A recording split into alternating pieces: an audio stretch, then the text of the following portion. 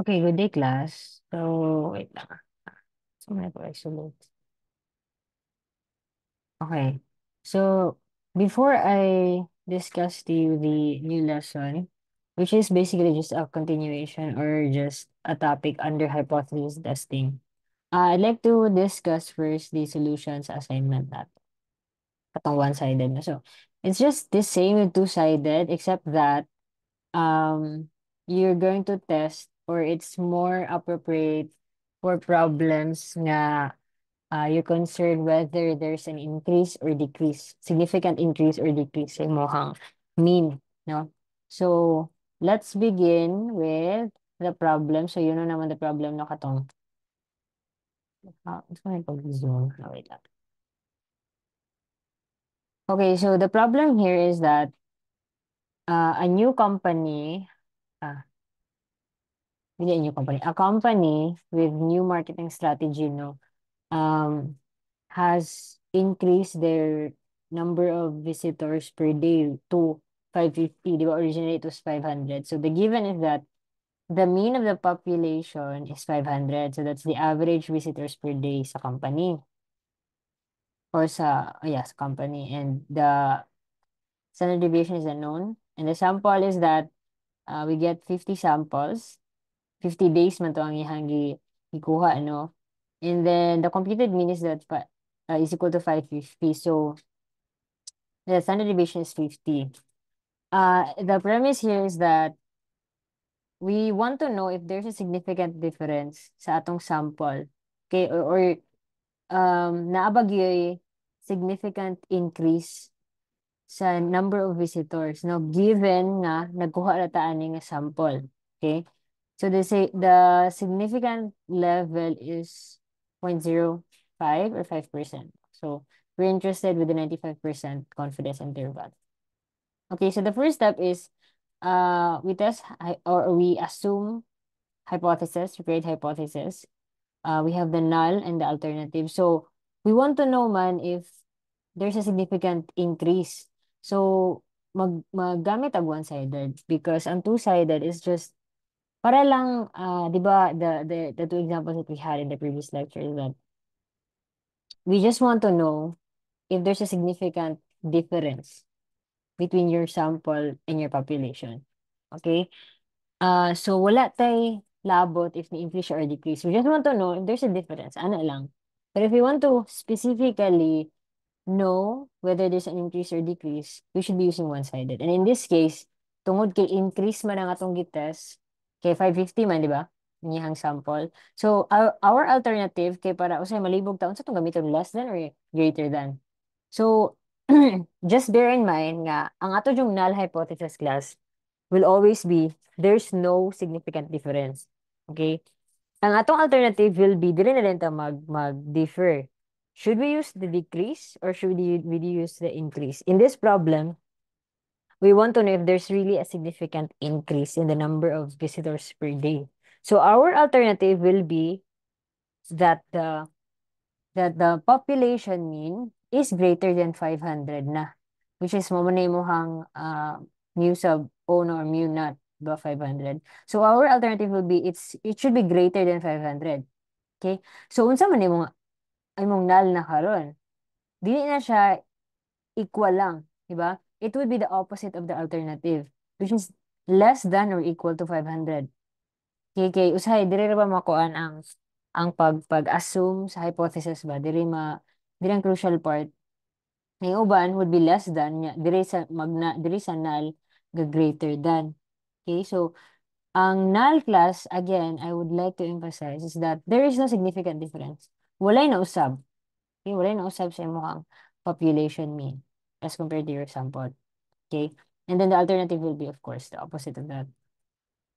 Okay, so humanatag assume, humanatag create a hypothesis, what will be our test statistics? So this one is medyo nakita na ako nga some of you used Z or and some of you use T.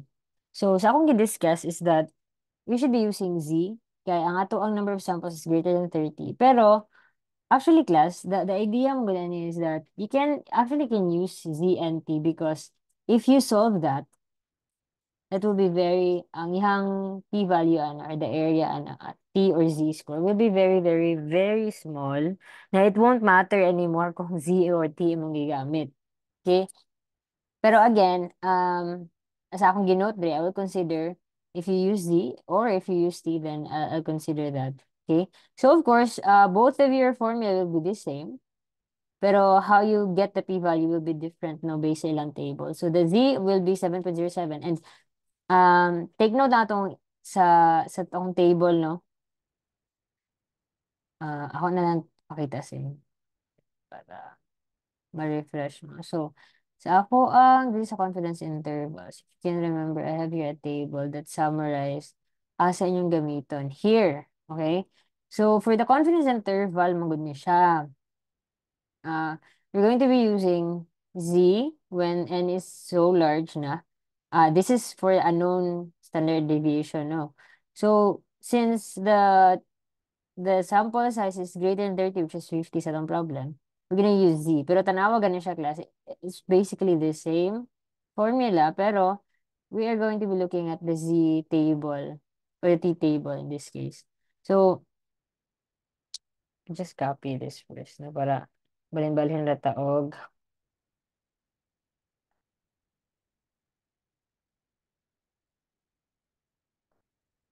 Ay,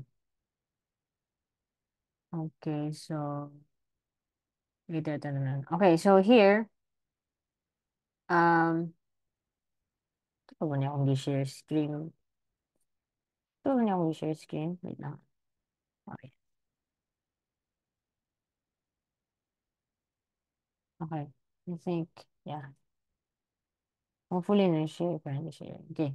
So, again, sige, let's solve for z and d, and both of that, again, will have the same value. So, if you look at the probability or the area of the right tail of your z-score na 7.07, tanaw na to dito sa table class.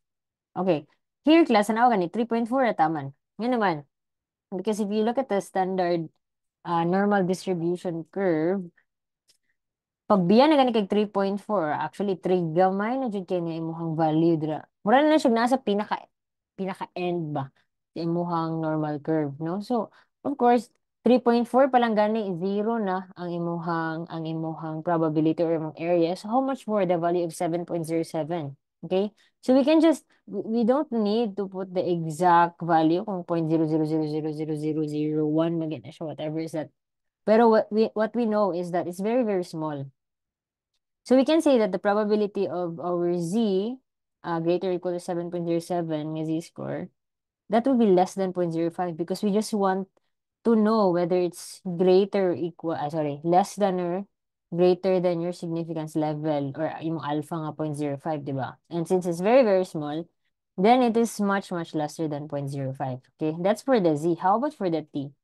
For the T is, aside from the value, we need to get the degrees of freedom niya, no? So, if you have a sample nga 50, syempre, minus 1, that would be 49. And asa na nato tanawon? Here's atong table class, ni ambak ni siya 40 to 50, no? Pero you can search online kung specific yung nga 49. Pero, tanawon ganito, dire class. Between your 40 and 50, the values increases as we go to the right. Correct? Here. Mo na imong mga t-score man na bali man ni sa z. Ang imuhang middle, ang imong values here are the t-score. So, tanaw na to, tama na siya 3. So, the 7.07 will automatically, of course, following the logic here, is that it should be, asa man, to the right pag ani nga mga values, di ba? So, kung to the right po yan ang mga values, and as you can see, if the value is from 0.1 to 0.0005, meaning, as we go higher sa number nga 3.5 or 3.496, it will follow that the probability or the area under that number is lesser than this value, right? Nagka-less man ano as we go to the right. So again, nganong sa duha ko nagbase because 49 is between 40 and 50.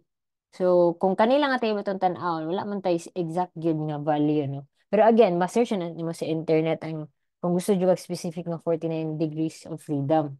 Okay? So, kini lang, pero kung magtanaw lang ka nga table, common sense will tell you that 7.07 the probability or the area on the right of that number is much, much lesser than 0.0005.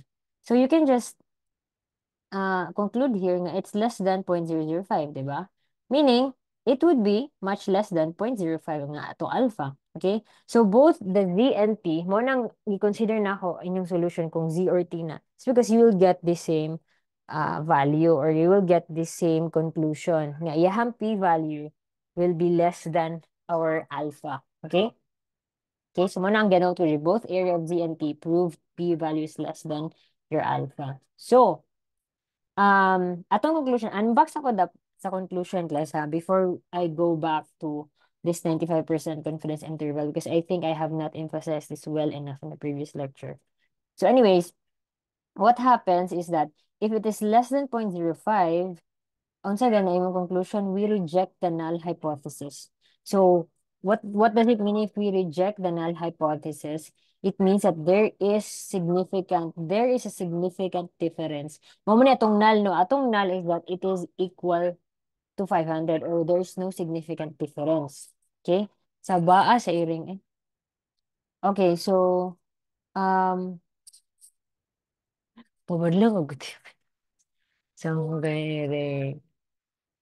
Okay, so ang say itong null hypothesis class is that it is equal or walay significant difference sa imuhang compared sa imong population, di ba? So now, because we reject the null hypothesis, it means we accept the alternative. So the alternative is that it is greater than 500. So we can conclude that there is sufficient evidence to suggest that the new marketing strategy has led to a significant increase in the average number of daily visitors. So mo na nga tong conclusion. We accept the alternative, which is that it has a significant increase. Okay, so karon adto ko sa 95% confidence interval kay usay diri malibo ang student ba because wala kay tayo libog sa first hypothesis testing na to no nga katong two-sided. So atong confidence interval will also be two-sided. So karon napangutan na nganong sa 95% confidence interval na pag-solve nako diri. Nganong gagamit man ta og two-sided when in fact our hypothesis is only for one-sided, di ba? The idea mo gula two-sided class is we want to know if ang atuang kini nga confidence interval is for the sample only. Okay? Normal distribution ni siya sa atong sample. So if I get I'll change the one name. I would like to write it here. Okay.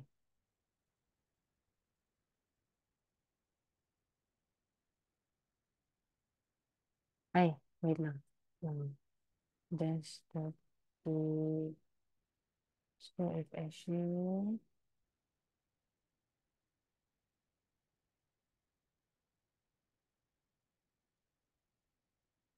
Okay, ayun na lang. Balik tayo dito, class. Okay, balik ta ha. So here is nganong duha ato ah.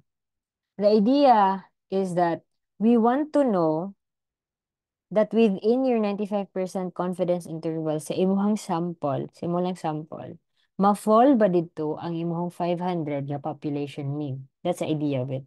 So, again, dili necessary nga one-sided pod ang imuhang 95% confidence interval nga kuwaon. Because tan-awon man nato class, if kani nga sample, we're focusing on the normal distribution of your sample. Okay? So kung sa sample ta mag-base, 550 is the mean, right? So unsa nga mga values sa imuhang sample ma-include ang imong 95% confidence interval. That's the idea of solving this confidence interval. Okay? So if I solve this one, 550 niya, base man ko sa Z, even gani if mag-base ko sa T, pareha gyapon ako makuha. I mean, same ra. Okay, so, if I use the Z, that would be 1.96, right? Okay, atong Z score. So, what would be the confidence interval? That would be 536 to 564, meaning, ang value sa imong sample class, ang value sa imong sample, nga normal distribution, it's from 536 to 564. That would be your 95 confidence interval for your sample distribution. So, the question now is, dira ba na fall ang imong population mean? Of course, tanaw na to tong population mean which is 500, wala na siya na fall diri. Okay? So, actually, solving for 95% confidence interval is reinforcing our conclusion that we reject the null hypothesis. 'Di ba? Kay wala na fall ang imong population mean. Here's a 95 confidence interval sa imong sample. We can say that there is really a difference between your population and your sample. Okay, I hope that makes sense. No? So, tanaw lang nimo class. That's the idea of it. If your population nga value does not fall sa imong 95% confidence interval, then you have to reject the null hypothesis because there is a difference between your sample and your population.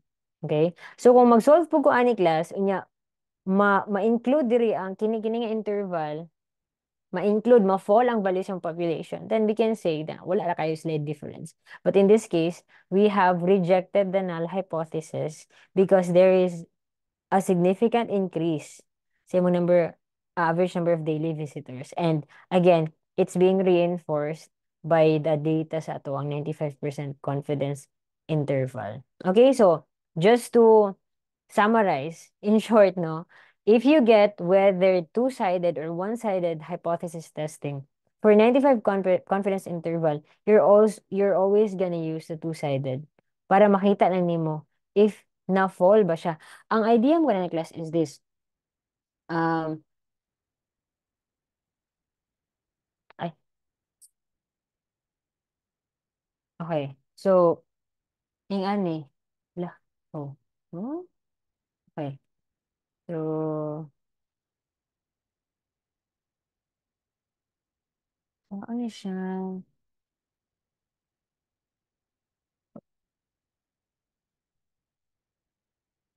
Okay, nga ni idea class. Para na mas ma-emphasize na. This is your, for example, this is your population.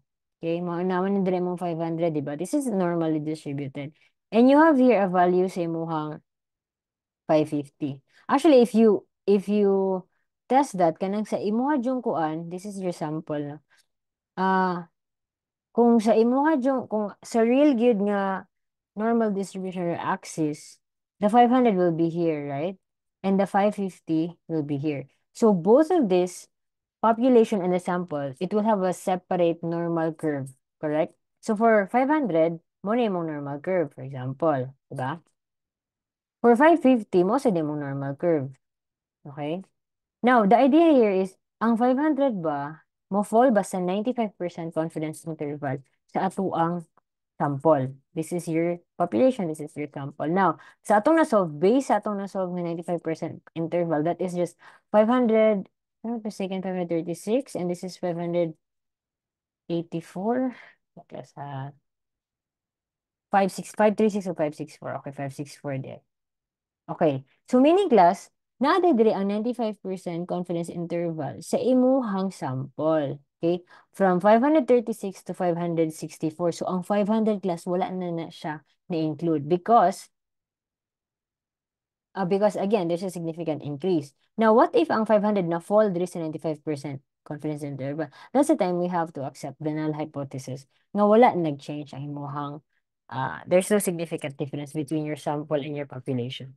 Okay, so I think nabalik-balik na ko sa akong explanation class. Pero at least kini na-visualize na to ba?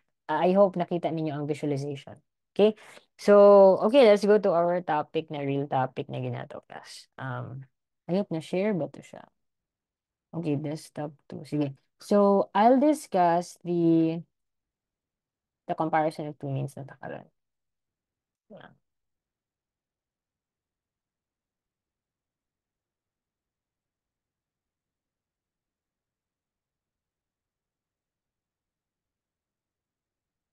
Okay, sige.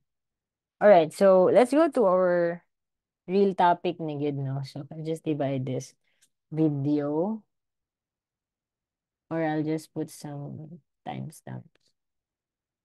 Alright, so let's focus on comparison of two means. So, previously, itong discussion was about about hypothesis testing. And that's for one sample lang, no? Now, what will happen if you have two means or two samples? Okay.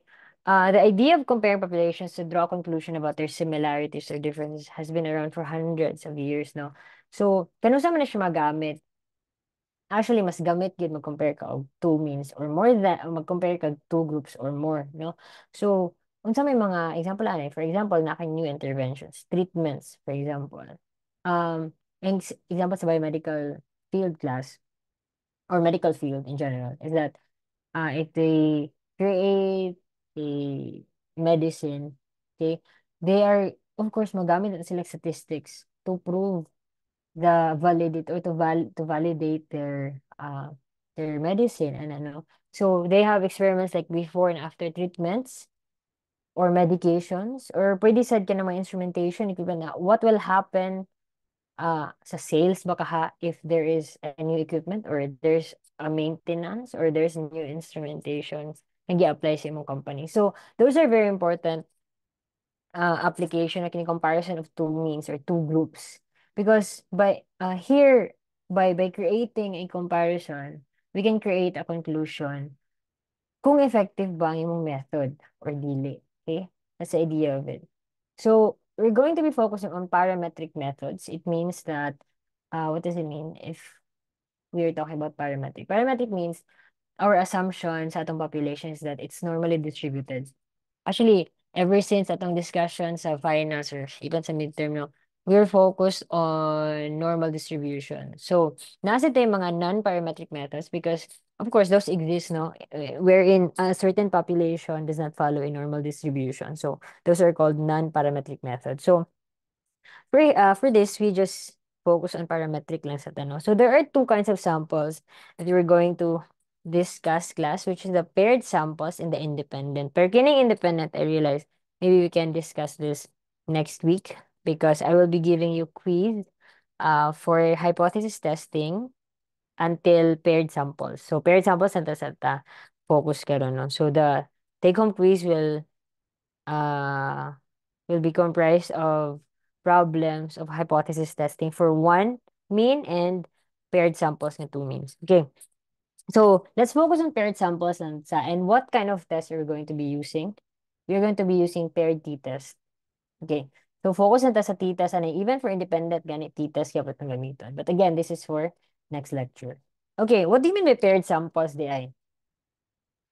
Um, it just means class for each observation in the first group, there is a corresponding observation in the second group. So, unsay mga examples of paired samples? Um, example, the self-pairing experiment or the before and after. So, katong example ganina, for example, there's a new treatment or new medication. You're going to be using the before and after treatment. So, one group, it's like example, the same people, okay, 10 people or 20 people. You will get the data, for example, blood pressure baka ha, okay?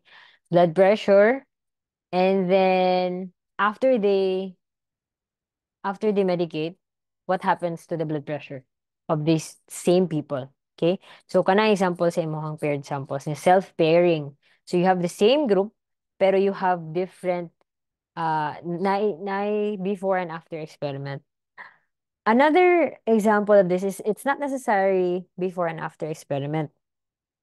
It could be two different groups, no? Kating before and after mo good, they will be the same people, pero different lang ang values na karon sa whatever parameter that they're measuring.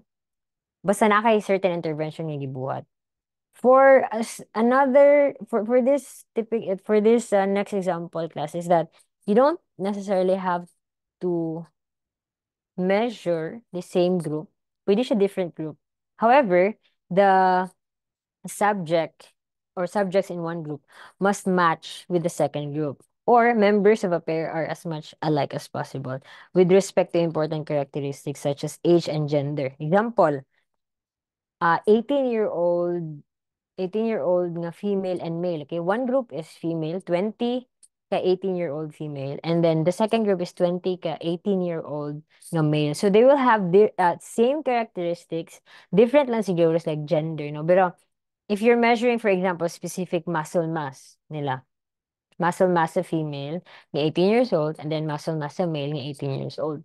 So those are examples nga different groups pero you're matching nagmatch imong one group og imong second group with the characteristic nga pares like age og gender. Okay, pero lahi lang nga parameter imong i-compare. Okay? Sorry, same parameter may i-compare, pero lahi lang sila nga group. Okay? So those are examples of paired samples. Okay, so what we're going to do with this is that if you have now the control group, or say this is the first group and this is the second group, an example na dire is pre or post, meaning na kay treatment niya na kay control group, no? Sorry. So, for example, you have 1 until nth sample, okay? And you have certain parameters here nga imong gi-measure, and you solve for the mean and the standard deviation. And then for another group, of course, you will be measuring the same parameters na pero different values na siya. It will have its own mean and standard deviation. And then the last is that you will be computing the difference. So the difference is that would be the value of your first group minus the value of your second group. Okay? Given na nga, tungod yun na sila. The first sample, minus nimo, that's a difference. Second sample, what's the difference? Okay.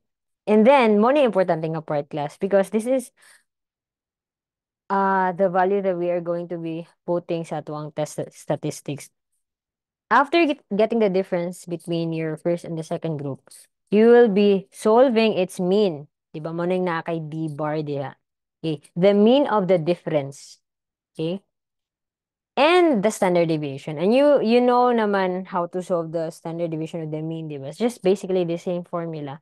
Pero of course, kini na imong gamiton nga data. Okay, and then what will be our assumptions for paired t-test? Of course, paired samples.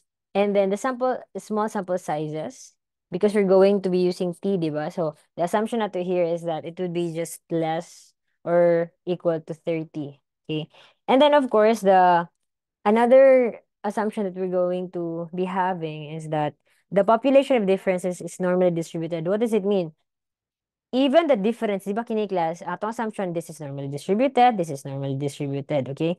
So the difference, of course, atong assumption po is that if you graph this, it will also follow a normal curve. Kini nga mga values at differences, okay? So that's our assumption. Okay. So what will be the test statistics? It will be t-test, okay? Pero unsa ang na-change nimo? If you remember the t, that is mean minus your sample mean minus your population mean over your standard deviation sa imong sample over square root of n sample size, okay? The difference here is that we will replace the sample mean with the mean of the difference, okay? And then your mu here, which is your population mean, we will replace it with this is your delta. And delta is the difference between your two population values, okay? And then, muna na akong giingon ganina, this is the mean of the differences. This is the standard deviation. Okay, so now, mora gid ni imong also this is your standard deviation sa imuhang difference. Kini. So these are very important numbers. Okay. Okay. Now, let's solve class para atong makita. Okay. By the way, mo ni ato ang steps no in solving for paired t-test. Okay. So karon, step one is we establish hypothesis. Just like solving for the value of 1 mean nato no sa previous. We establish hypothesis. Pwede gyapon ta mag two-sided, one-sided. Okay, depends on the problem. So here, pwede ta in this case, pwede mag-focus more on the two-sided. Okay, we just want to know if there's a difference between the two samples. Ana lang. Okay? So again, these are the possible hypotheses. Okay? And after establishing hypothesis, we determine the significant level. So usually ginahatag ni sa problem. Next step is we find out the upper or lower limits in t distribution. So kini siya is basically ang imuhang of course, uniform gud imong number of samples, di ba? So you will have the same number of samples for both samples, and you will have common nga significant level. So therefore, you will have kini mo good class, think of this as sa imuhang hypothesis test sa itong previous discussion. Think of this as the alpha. This is the value from which we compare our nakuha nga p, di ba? P value for one mean, P value we compare it with alpha. Okay? Ana. For comparison of two means, we will be comparing the t-score nga atong nakuha diri sa ato ang nakuha nga t. For example, this is your so man na to pag-label sa t. So for example, this is your kini man gulo ta statistic t-score na to. I-compare na to siya ani nga t. Okay? Pwede na to butangan og 1 siguro ana. Okay? So we identify the upper lower limits. Okay? Kung two-sided, then we should be using this. Kung kani mong gamiton. Kung one-sided lang, of course, we'll be using this one. Nga T. So, T-score ta karon di kita mag-focus sa ato ang T-value. Nga naman, later ato makita class. And the next will be calculate, of course. Given naman you calculate the mean and standard deviation. And the next would be, we calculate the test statistics. So, which is kato na din akong ihatag sa inyo ang formula ganina. Okay? And then we find the p-value conclusions. Actually, finding the p-value class would be na-trick ani. Pwede na tayo magkuha og p-value. Because in a way, we are getting a p-value man based at t-scores na to. Sige na, makita na to. Okay, let's have this example. So, a new medication is used for treating hypertension daw. So, the systolic blood pressures of 11 patients is measured before the drug intake. So, manong giingon. So, for example, wala pa siya nag-treatment. So, these are the values of the blood pressure for your patient number 1, 2, until 11. Okay? Can the new medication improve the systolic blood pressure of a patient with hypertension? Nara, after. Okay. So, karon, mo ni siya ang after medication. So, the idea is, this question basically talks about, is there a significant difference between your before and after treatment? Okay. And then the significant level is 0.05. So, let's start solving. Okay. First, we establish hypothesis. Okay. Pwede sa di mo i-table na lang dili class para makita nimo. Okay. The difference would be kini before minus after, minus 6. Kana, minus negative 4, and so on. Okay? And then you get the mean of this. Okay, mean daw na is 4.72. And the standard deviation of this one is 1.66. So later atom nang mga gamit. Okay. Establish hypothesis. We establish hypothesis that dili na ta karon sa mean class. Mag-focus ta sa, wala ko na-emphasize, dito sa atong delta, which is that kung walay difference, di ba, ang duha, di ba, if you can recall sa itong formula, the delta is the difference between the population mean.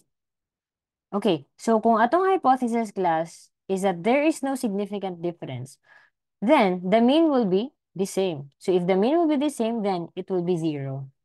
Okay, so again, null hypothesis is that there is no significant difference, meaning the mean will be equal, so the difference between the duha will be 0. Okay, and then the alternative will be, of course, the opposite of your null, which is not equal to 0, meaning naani significant difference. Kini ang walay significant difference. Okay, step 2 is we find out the upper or lower limit. So, kung tanaw na to class, we're using two-sided here.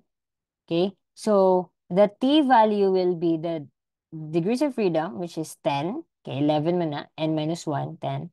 And then alpha over 2 kay two-sided, 0.025. So the t-score na to will be 2.28. So if you draw that sa imong normal curve, this is your 2.228 and this is your negative 2.228. Okay? Mo na siya ang imuhang rejection area kay kini, di ba? Okay?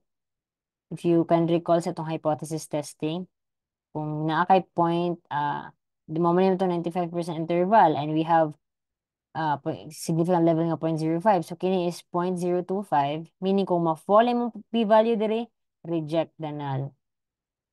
Okay? Alright, so, sorry. Oh yeah, reject na lang, sakto. Alright, so karon class, after getting this value here, kay need man ni nato as a reference value, we now calculate the test statistics. Okay, so the test statistic will be 4.72, which is your, ato ra, this one, minus 0. Anong 0, 1? Because we assume that there is no significant difference. Pero, kini. Atong default nga value na will be 0 class. Okay? There is no significant difference. Kung wala siya significant difference. And then, the value of our standard deviation is 1.66 all over square root of 11. So, we got a value of 2.84. Nganong ato siyang i-compare si 2.228? Nganong wala ta nagkuha og p-value, ma'am? Actually, pwede ta magkuha og p-value here, og p-value diri, pero hago kaayo. Ang ato lang tanang class is ang p-value. Nga naman, kay, if you draw that, ako lang i-redraw class, this is 2.228, diba? This is negative 2.228. Pwede ka magkuha og value ani, pwede sig ka magkuha og p-value ani. Pero it doesn't matter. Nga naman, the t-score that we have solved is 2.84 and based sa to ang graph, 2.84 is on the right sa imong 2.228, diba? It's because it's greater, so this is 2.84. Now, if na-fall diri atong z-value, meaning na-fall siya under the rejection area. Okay, so it doesn't matter kung pila ihang p-value because we already know that it would be less than the p-value of 2.228. 2.228 is, of course, that yung p-value is 0.025. And 2.84 will be so much less than 0.025 because it's here in this area, in this region. Okay, it's greater than. Kung less than imong value, example, naka sa 2.1 imong nakuha, for example, of course, the p-value will be greater than 0.025. Okay, so again, 2.84 is greater than 2.228. So meaning, the p-value of this is less than 0.025. Okay, p-value. Or the p-value is so much less than your 0.05 na significant level. So again, in this case, dili na nimo need og value sa imuhang p-value kay nana mo gay reference t-score. Okay, mura na kong gi-emphasize class. Alright, again, ni-fall na siya ani nga rejection area, so our conclusion will be reject the null hypothesis. And then our further conclusion is that there is a significant difference between before and after treatment. Okay, so that's how you solve for what, sorry class, wala ko another example, but I think you can search sa inyong book, sa book na akong gihatag. No? Okay, basically it's just the same process. Okay, so that's for the paired samples, solving or comparing the two means of your paired samples. And then I'll attach, hopefully by the time you watch this video, I've already made that your take-home quiz, no? So that will be the end of this discussion. And next discussion, just next week, we will be focusing on the independent samples. And then ANOVA na denta class, that will be the last topic for our EDA subject. All right, so that would be all. Thank you for listening.